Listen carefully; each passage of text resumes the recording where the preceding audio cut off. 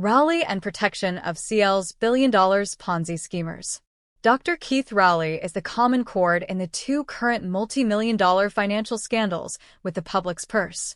That is despite Rowley's repeated claims while in office and the outlay of tens of millions of dollars in so-called investigations about fighting white-collar crime. Posterity will remember him for casually sitting for almost a decade on the eye-popping Coleman report on the CL financial saga, Trinidad and Tobago's worst-ever daylight robbery. The Ponzi scheme cost citizens some $28 billion, a sizable chunk of the country's gross domestic product.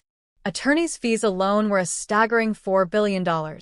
At the core of the financial atrocity were unregulated high-risk investments and lack of regulatory oversight.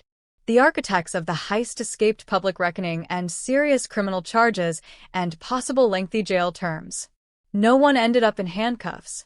To be sure, Rowley responded to a curious request from Director of Public Prosecutions, DPP, Roger Gaspard to hold his hand on the release of the report with scandalous revelations about CL's kingpins.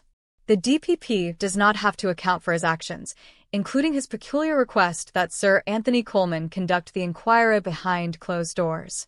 But Gaspard's long silence, as the Express calls it, must be the source of deep concern and rampant public speculation. The issue, as the newspaper also accurately sums up, threatens to destabilize the financial foundation of TNT. That is why Rowley, as the nation's then leader, should have called Gaspard's bluff. He should have exposed the Coleman report for all to ingest what Attorney General John Jeremy brands the largest case of fraud and financial tragedy in TNT. Rowley's blatant cover-up and Gaspard's strange inaction mean that, once again, the powerful and wealthy escape prosecution for bold-faced crimes that rob common people. The Ponzi schemers and their well-placed enablers lived the good life, while the authorities consciously looked away. The same is true about Rowley and public contracts worth up to $500 million to relatives and friends of PNM highflyer Foster Cummings. Surely, the then PM would have known about the obvious conflicts of interests and absence of adherence to public procurement regulations.